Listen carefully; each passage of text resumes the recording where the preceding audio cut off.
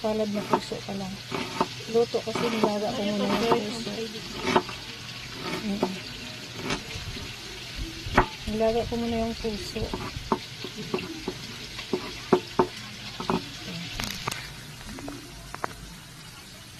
Yan. Hiwain pa natin yan, pipigaan. Bago natin timplahan ng mga ricado. Yan. Nahagdi sa mata yung sibuyas.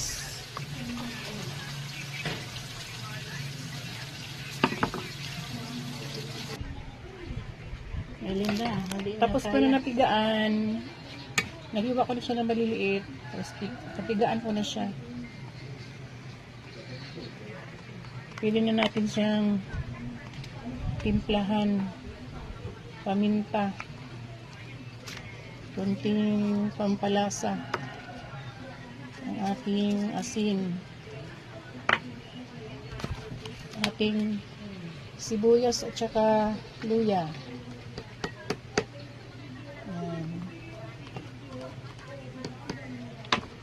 pusong salad. Tapos, ang ating suka.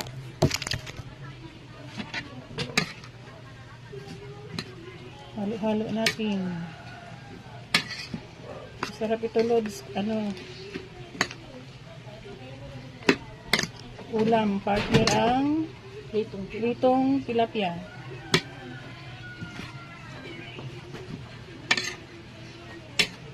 Kumain ka nito, Aubrey, ha?